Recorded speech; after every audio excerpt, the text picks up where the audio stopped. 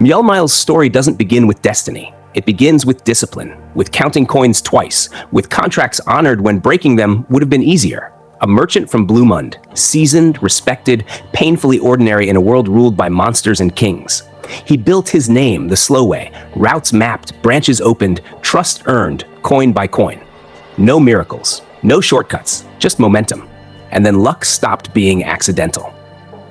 The invitation from Rimuru Tempest didn't feel like opportunity at first. It felt like danger wearing a smile. A demon lord, a monster king, a being who survived a sky dragon and walked into the octagram like he owned the room. Business, at that scale, wasn't business anymore. It was something closer to gravity. Mjolnir accepted anyway. That single decision shattered the ceiling of his world. Not because Rimuru handed him gold, but because Rimuru redefined what gold even meant. Suddenly, profits he once celebrated felt insignificant. A drop in the ocean, he would later admit, staring at figures so large they stopped feeling real.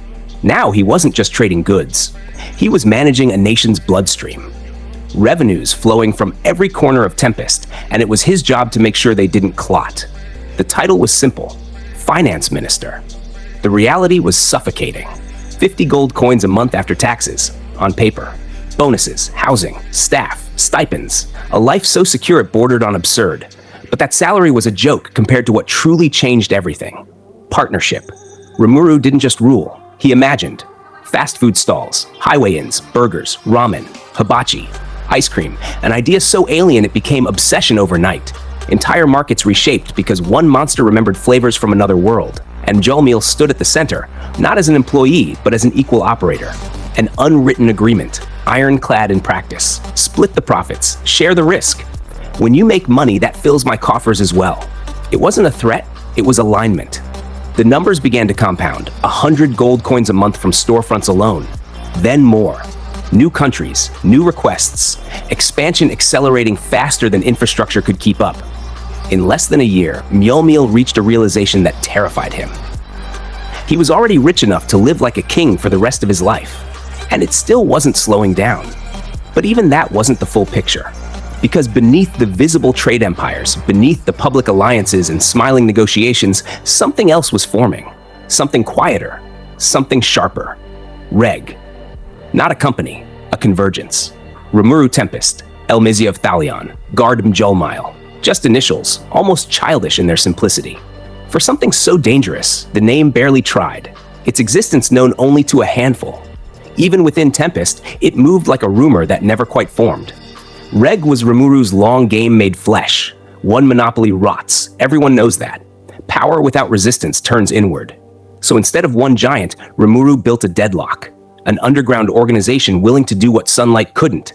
Two public trade giants positioned as rivals. Competition to prevent stagnation. Cooperation to ensure dominance. If we built a single giant firm, it'd start to rot on the inside. Elmizia played her role perfectly.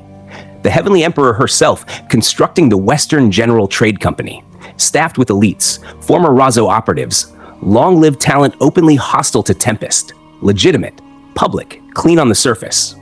Mjolnir answered with the Four Nations Trade Alliance, Tempest, Blumund, Farmus, the Dwarven Kingdom, legitimate, ruthless, efficient. His recruitment strategy wasn't kind, it was effective. Isolate competitors, starve them of routes, bleed them slowly, then offer salvation. Work for me, and I guarantee you'll keep a roof over your head. Fear opened the door. Stability made them stay. Newspapers bent. Reputations were sculpted like weapons. Bureaucrats defected quietly. Dwarves seeking advancement flooded in. Humans desperate to matter again followed. Pride broke. Allegiance followed. But success exposed a weakness. Manpower. Expansion into the Western nations was treacherous. Humans didn't trust monsters. They feared them. Envied them, and Rimuru refused to sacrifice his people just to appease human prejudice. No amount of profit was worth that. So Reg adapted. The solution arrived smiling. Testarossa. Diplomat. Devil. Beauty sharpened into a weapon. She offered her underlings without hesitation. Perfect agents, perfect secrecy. Her promise was gentle, absolute. If any one of them leaks it... She didn't finish the sentence. She didn't need to. With her support, Reg's growth turned violent in its efficiency. Deals closed faster. Resistance evaporated. Information moved before opposition even realized it existed. Reg became half myth, half machine. Rulers, gods, merchants drinking together, laughing together, quietly deciding futures. What the world saw was competition.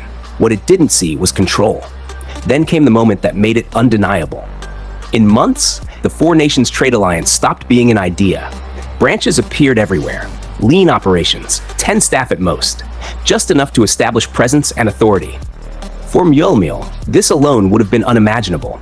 Then leadership settled on him. No ceremony, no vote. Dwarven King Gazelle ended the discussion with a single sentence. If Rimuru places his trust in you, I certainly can as well. That was it. Resistance died. Bureaucrats complied. Allies encouraged him. Even Yom couldn't help but laugh. Can't be easy, huh? Being wrapped around Rimuru's finger? Mjolnir smiled. Because it wasn't a joke, it was a warning. And then Blumund called him home. King Doram didn't greet him as a subordinate. He greeted him as a future power broker, a man whose influence might one day rival kings. The demand that followed was madness delivered with clarity. Blumund had abandoned agriculture, liquidated reserves, bet everything on Rimuru's design. In exchange, Doram wanted certainty, employment, stability, inclusion in the future. Mjolnir was building. It wasn't negotiation. It was commitment. Blumund had placed its survival on the table. To refuse would declare Rimuru's vision hollow. To accept meant shouldering the fate of an entire kingdom. No shadow to hide in, no demon lord to deflect blame. So, Mjolnir answered the only way he could. I promise you that I will endeavor to bring Blumund to a state of full employment. Silence followed. Then relief. Titles fell away.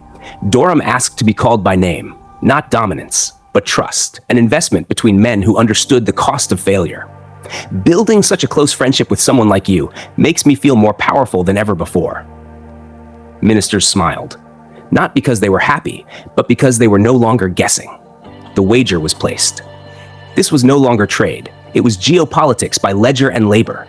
Kings were betting nations, and a former merchant stood at the center, not protected by Rimuru's shadow anymore, but proving decisively that he could carry its weight.